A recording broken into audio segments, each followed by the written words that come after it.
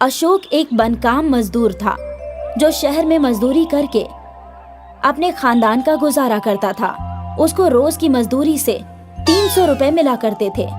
अशोक एक किराए के घर में रहता था अपने पूरे खानदान के साथ। उसके खानदान में उसकी बीवी अनुराधा और उसके 3 बच्चे थे, भुवन, जीवन और नंदिनी। ये लो अनुराधा, आज की मजदूरी। हाँ, कल मैंने मकान मालिक को 3000 किराया दे दिया। अच्छा किया। हाँ, काश आपकी मजदूरी बढ़ जाए। इतनी कम कमाई में हम पैसे कैसे बचा सकते हैं? ऊपर वाला करे ऐसा जल्दी हो, लेकिन अब जो भी है यही है। कम से कम मैं खुश हूँ कि हमारे खाने पे आफत नहीं है। बच्चे स्कूल जा रहे हैं और हम पेट भर कर खाना खा रहे हैं। ऊपर वाले का लाख लाख शुक्रिया। हाँ बेशक, ऊपर वाले का हम पर बड़ा करम है। अशोक और अनुराधा भले ही मुफलिस थे, लेकिन उन्हें अपने हालात से कोई शिकायत नहीं थी। वो खुश थे और मुतमईन थे।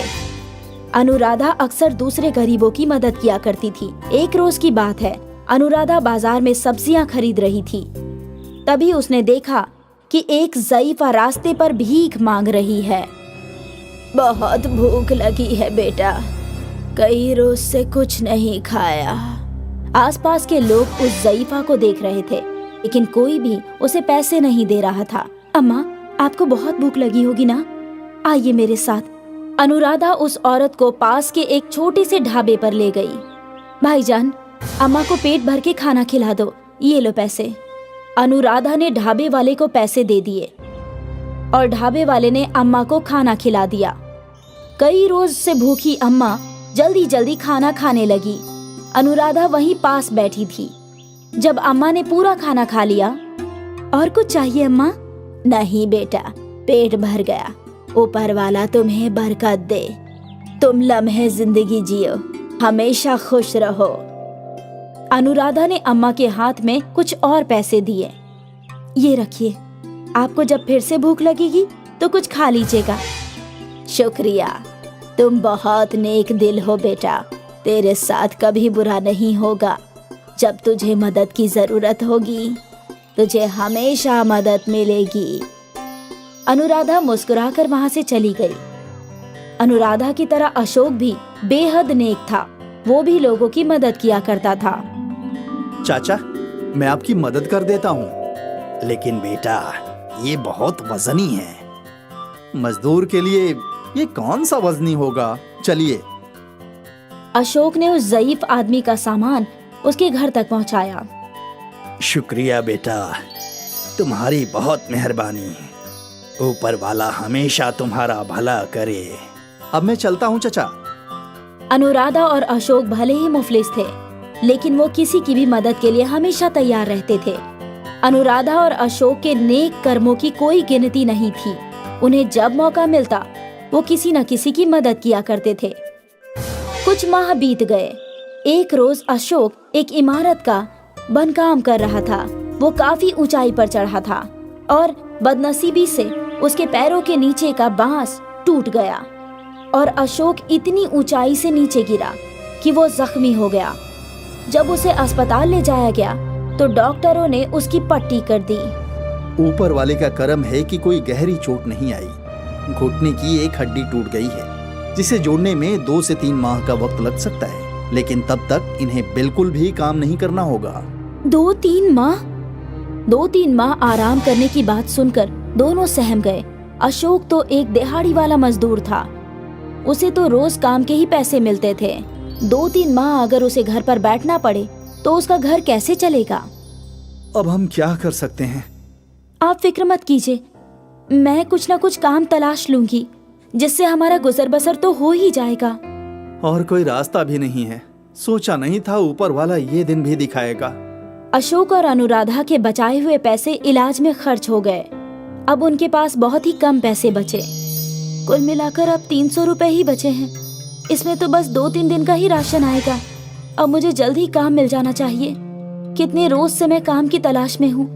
ऊपर वाला करम करे मुझे जल्दी से काम मिल जाए, ताकि हमें भूखे मरने की नौबत ना आए।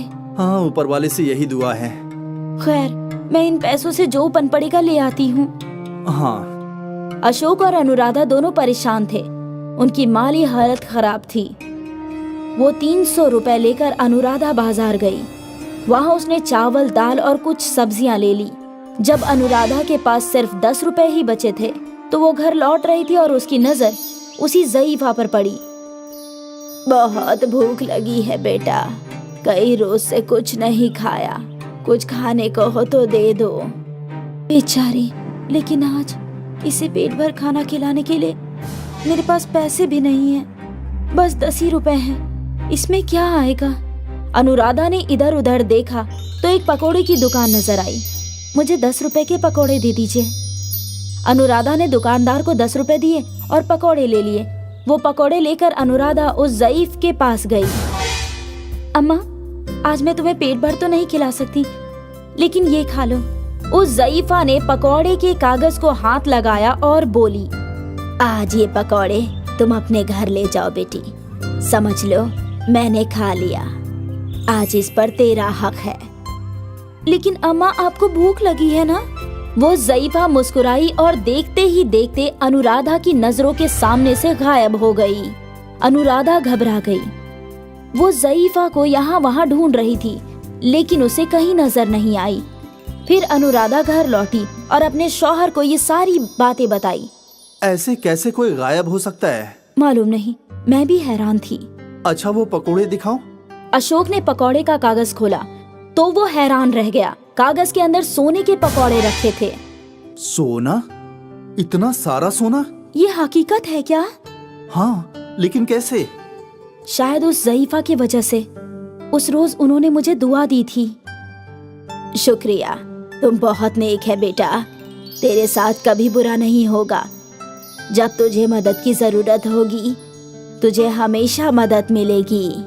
हाँ, तुम्हारी नेकी की वजह से आज हमें अपनी जरूरत के वक्त मदद मिली है अनुराधा। ऊपर वाले का लाख लाख शुक्रिया। इस रोज के बाद अशोक और अनुराधा की जिंदगी बदल गई। अशोक का इलाज हो गया और अब वो बनकाम मजदूर नहीं था। अनुराधा और अशोक ने खुद का घर ले लिया और एक दुकान भी। अब दोनों साथ काम करते थे। सोने के पकौड़ों ने अशोक और अनुराधा की जिंदगी ही बदल दी। अशोक एक बनकाम मजदूर था जो शहर में मजदूरी करके अपने खानदान का गुजारा करता था। उसको रोज की मजदूरी से 300 रुपए मिला करते थे। अशोक एक किराए के घर में रहता था अपने पूरे खानदान के साथ। उसके खानदान में उसकी बीवी अनुराधा और उसके 3 बच्चे थे, भुवन, जीवन और नंदिनी। ये लो अनुराधा, आज की मजदूरी। हाँ, कल मैंने मकान मालिक को 3000 किराया दे दिया। अच्छा किया। हाँ, काश आपकी मजदूरी बढ़ जाए। इतनी कम कमाई में हम पैसे कैसे बचा सकते हैं? ऊपर वाला करे ऐसा जल्दी हो, लेकिन अब जो भी है यही है। कम से कम मैं खुश हूँ कि हमारे खाने पे आफत नहीं है। बच्चे स्कूल जा रहे हैं और हम पेट भर कर खाना खा रहे हैं। ऊपर वाले का लाख लाख शुक्रिया। हाँ बेशक, ऊपर वाले का हम पर बड़ा करम है। अशोक और अनुराधा भले ही मुफलिस थे, लेकिन उन्हें अपने हालात से कोई शिकायत नहीं थी। वो खुश थे और मुतमईन थे। अनुराधा अक्सर दूसरे गरीबों की मदद किया करती थी। एक रोज की बात है, अनुराधा बाजार में सब्जियां खरीद रही थी। तभी उसने देखा कि एक ज़ईफ़ा रास्ते पर भीख मांग रही है। बहुत भूख लगी है बेटा, कई रोज से कुछ नहीं खाया। आसपास के लोग उस ज़ईफ़ा को देख रहे थे, लेकिन कोई भी उसे पैसे नहीं दे रहा था। अम्मा, आपको बहुत भूख लगी होगी ना? आइए मेरे साथ। अनुराधा उस औरत को पास के एक छोटे से ढाबे पर ले गई। भाईजान, अम्मा को पेट भर के खाना खिला दो, ये लो पैसे। अनुराधा ने ढाबे वाले को पैसे दे दिए और ढाबे वाले ने अम्मा को खाना खिला दिया। कई रोज से भूखी अम्मा जल्दी जल्दी खाना खाने लगी।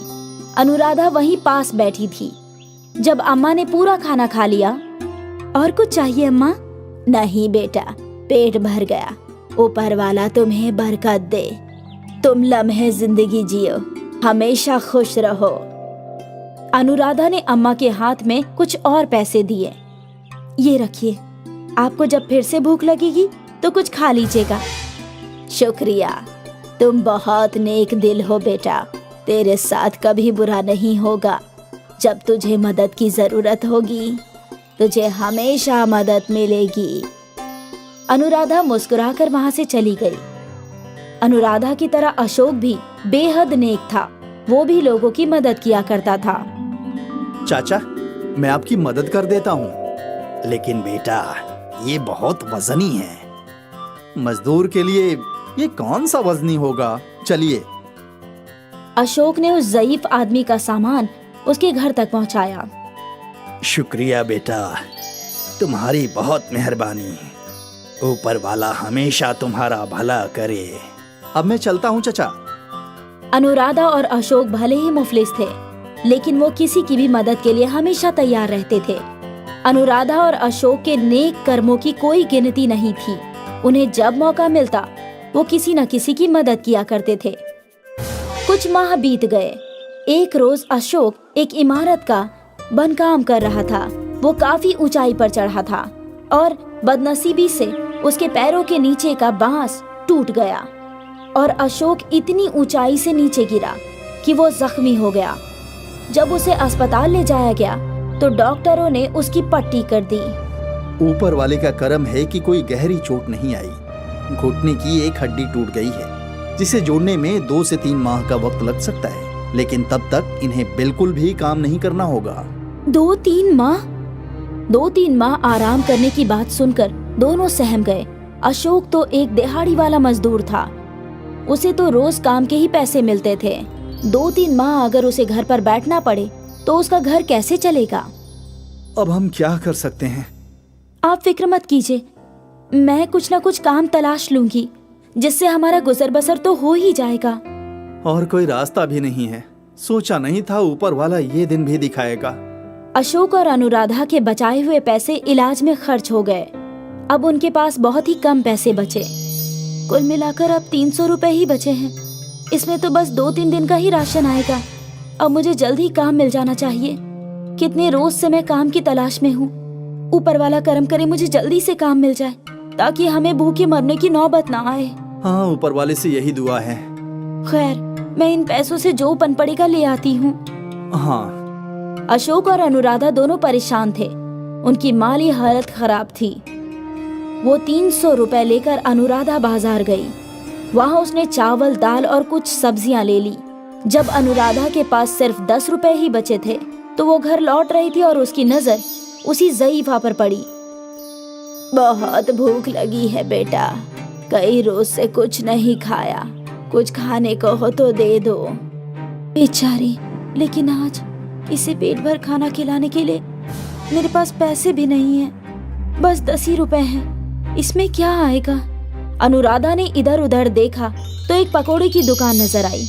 मुझे 10 रुपए के पकोड़े दे दीजिए। अनुराधा ने दुकानदार को 10 रुपए दिए और पकोड़े ले लिए। वो पकोड़े लेकर अनुराधा उस ज़ईफ के पास गई। अम्मा, आज मैं तुम्हें पेट भर तो नहीं खिला सकती, लेकिन ये खा लो। उस ज़ईफा ने पकोड़े के कागज को हाथ लगाया और बोली, आज ये पकोड़े तुम अपने घर ले जाओ बेटी।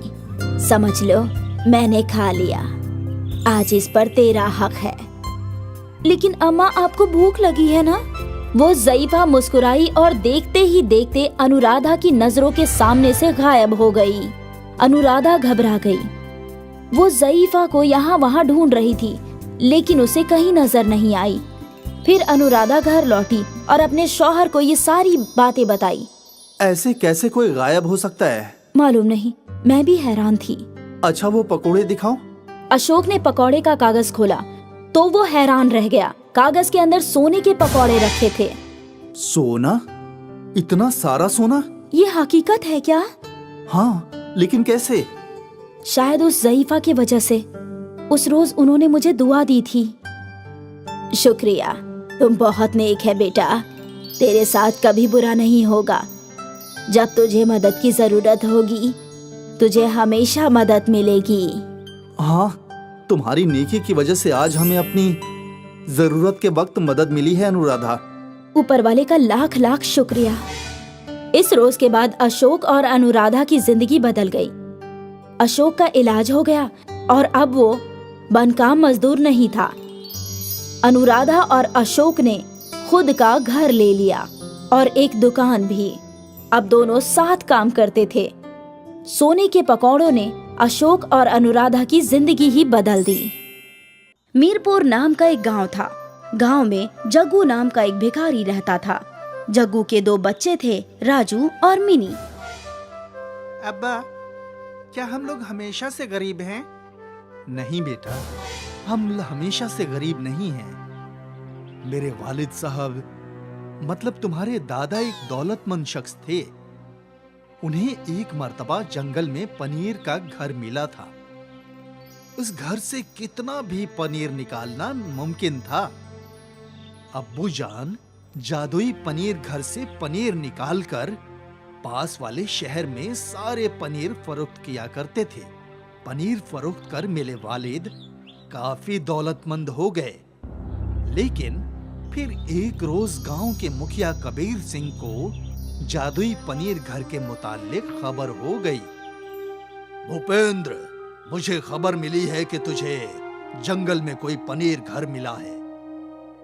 जी मुखिया जी, मिला है, और उसी से मुझे इतनी दौलत हासिल हुई है।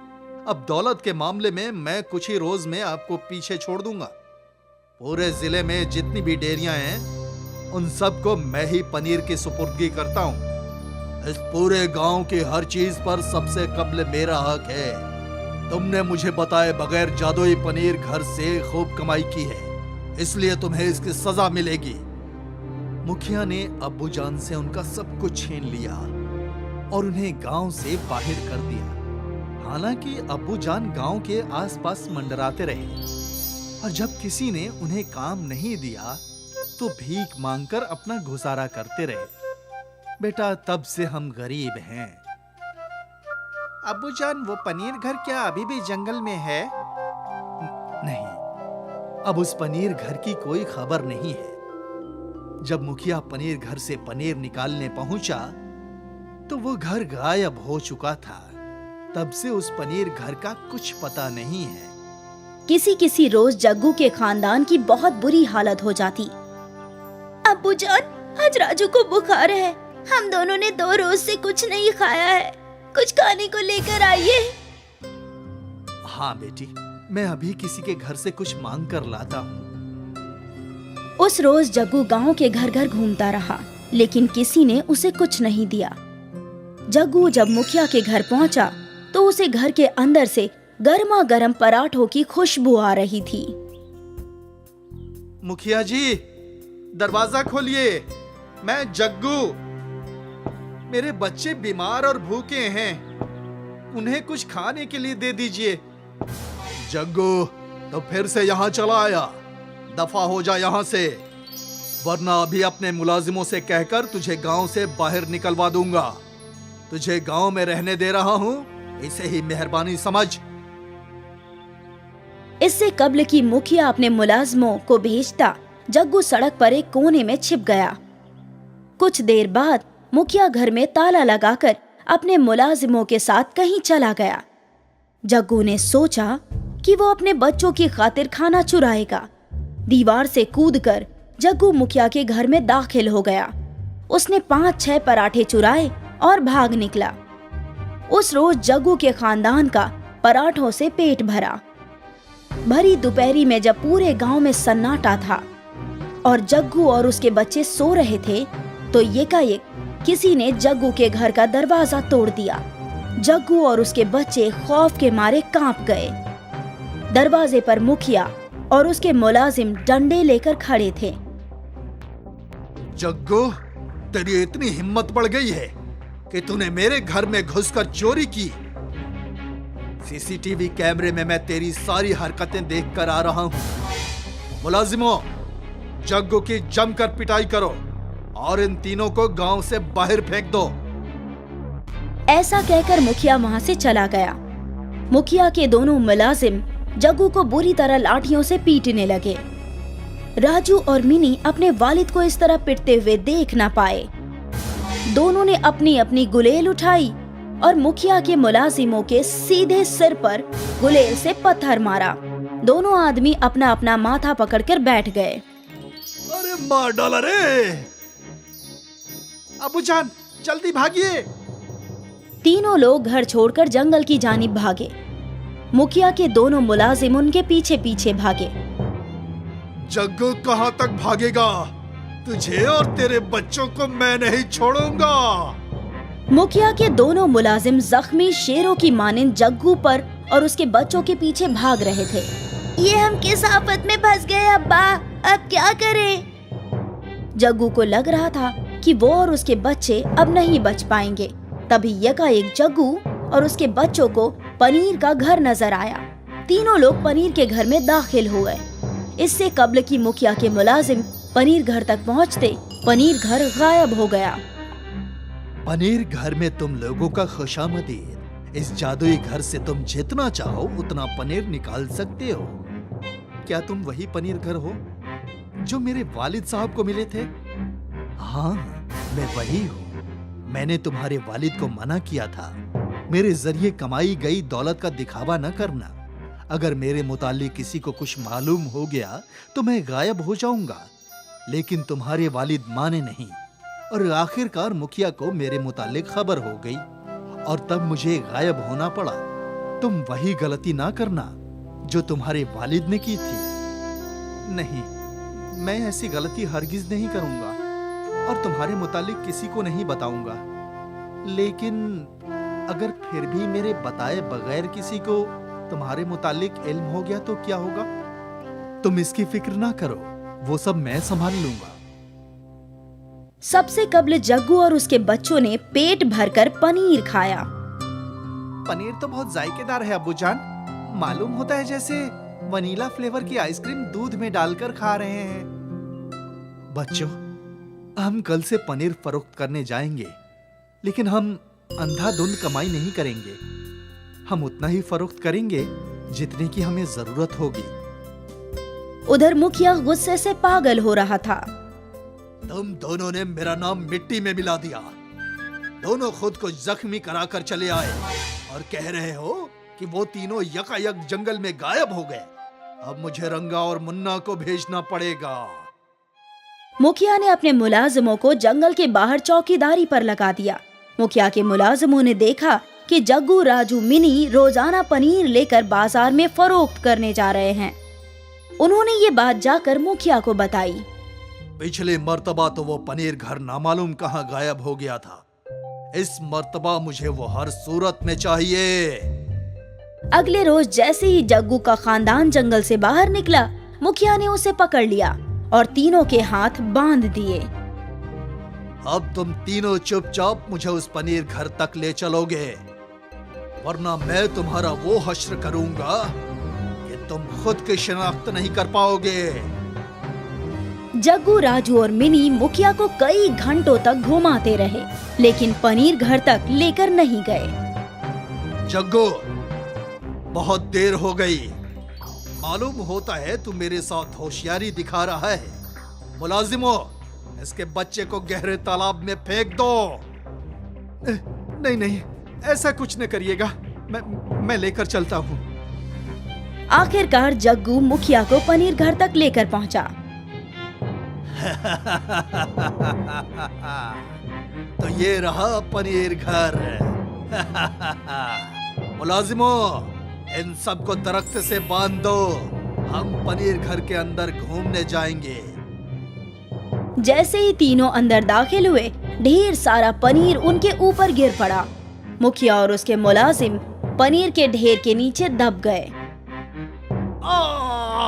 कोई बचाओ, कोई मेरी हिफाजत करो। मेरी सांस रुक गई, मेरा दम घुट रहा है। कब्ल जुबान दो मुखिया कि तुम कभी जग्गू के खानदान को परेशान नहीं करोगे और मुझे कभी नहीं तलाशोगे।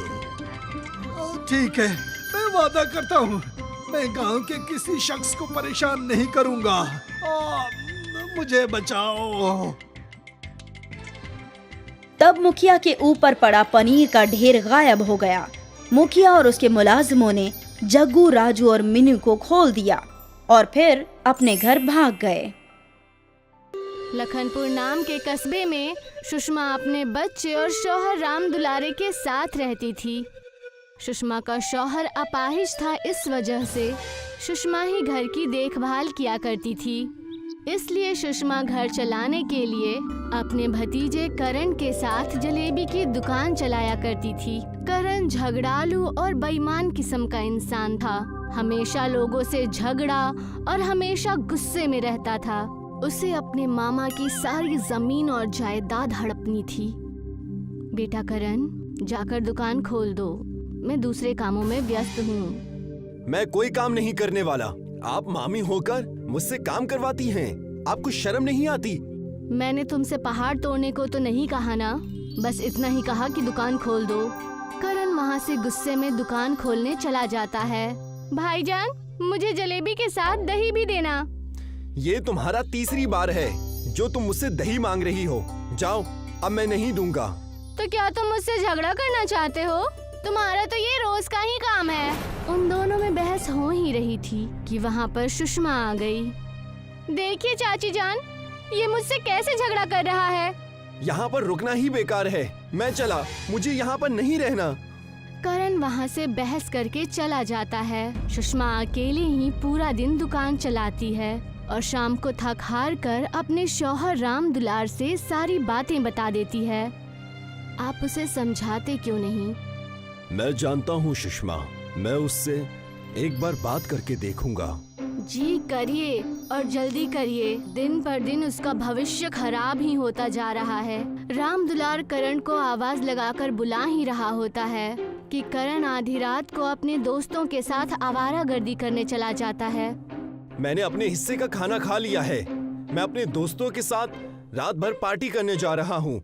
सुबह तक आऊंगा, वरना कल शाम तक, इसलिए मेरी फिक्र मत करना। देखा आपने, आज भी दुकान मैंने ही खोला और कल भी मुझे ही खोलना पड़ेगा। दूसरे दिन करण आधी रात को घर आया और अपने मामा राम दुलार के सारे कागजात लेकर अपने नाम करवाने के लिए। मामा जी, ये लीजिए, इस पर साइन कर दीजिए। मेरे कॉलेज का रिजल्ट है। अरे बेटा लाओ, मैं उस पर अभी अंगूठा लगा देता हूँ। इतने में ही वहाँ पर सुषमा आ जाती है और उनके हाथ में जमीन के कागजात देख लेती है। रुकिए, ये आप क्या कर रहे हैं? मैं करण के कॉलेज के कागज पर अंगूठा लगा रहा हूँ। वो कॉलेज का कागज नहीं, बल्कि हमारे जमीन के कागजात हैं। क्या कहा तुमने? थोड़ा लेट आती तो तुम्हारा क्या बिगड़ जाता? सुषमा और राम दुलार दोनों ही करण की हरकतों से परेशान होकर उसे घर से निकाल देते हैं और सुषमा अकेले ही जलेबी की दुकान चलाने लगती है। अब से मैं थोड़ी जल्दी ही आकर थोड़ी देर से जाया करूंगी, इससे मेरा ज्यादा मुनाफा होगा। सुषमा दिन रात मेहनत करके अपने जलेबी की दुकान चला रही थी। इस दुकान की तो बैंड बजानी ही पड़ेगी। इसी ने मेरी जमीन मेरे हाथ में आने नहीं दी। अगर ये ना होती तो मैं पूरी दुकान और घर का मालिक होता। एक काम करता हूँ, जलेबी के अंदर फटे हुए दूध का पनीर डाल देता हूँ। पूरी जलेबी तहस नहस हो जाएगी। करण ने साजिश रची। करण ने फटे हुए दूध से बनी पनीर को जलेबी के बड़े से पतीले में डाल दिया। दीदी, मुझे गर्मा गर्म जलेबियाँ दो ना।